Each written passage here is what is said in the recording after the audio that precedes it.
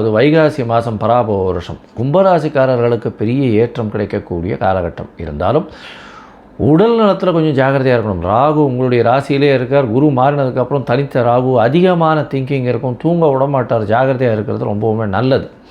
எல்லாவற்றிலும் ஈடுபாடு கொண்டு வெற்றி பெற வேண்டும் என்ற மாதிரி ஓடுவீங்க. அதனால் கொஞ்சம் பொறுமையாக போகிறது நல்லது.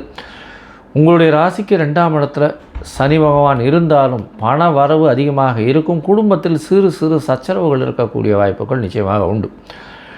3ஆம் இடத்தில் இருக்கக்கூடிய செவ்வாய் எழுத்துப் பணிகளில் இருக்கிறவங்களுக்கு நல்ல ஒரு ஏற்றம் கிடைக்கும். அரசியல் சார்ந்த பணிகளில் இருக்கிறவங்களுக்கு நல்ல ஒரு ஏற்றம் கிடைக்கக்கூடிய வாய்ப்பு. அதை தவிர 3ஆம் இடம்னு சொல்லக்கூடிய இளைய சகோதர ஸ்தானம், முயற்சி ஸ்தானம் நல்லபடியாக இருக்கக்கூடிய வாய்ப்புகள், முயற்சிகள் எல்லாமே வெற்றி பெறக்கூடிய வாய்ப்புகள் நிச்சயமாக உண்டு. புதிய வீடு அமையும். தாயின் உடல்நிலையில் நல்ல ஒரு ஏற்றம் இருக்கக்கூடிய வாய்ப்புகள் நிச்சயமாக குழந்தை பிராப்தி உண்டு இந்த மாதத்தில். அதை தவிர பார்த்தேனால் எடுத்த காரியங்கள் நிச்சயமாக நிறைவேறக்கூடிய வாய்ப்பு. படிக்கக்கூடிய மாணவர்களுக்கு மைண்ட் டிஸ்ட்ராக்ஷன் இருக்கும். பேச்சில் ரொம்ப கவனமாக இருக்கிறது ரொம்பவே நல்லது.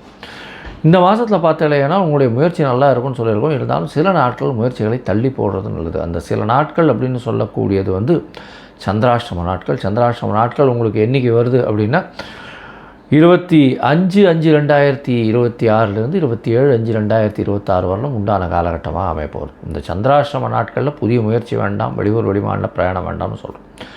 ஒருவேளை பண்ண வேண்டி இருந்ததே ஆனால் சந்திர பகவானுக்கு உண்டான எளிய பரிகாரம் அப்படின்னு சொல்லக்கூடியது, பக்கத்தில் நரசிம்மர் கோவில் இருந்ததுன்னா பானகம் சமர்ப்பிச்சுட்டு போங்க.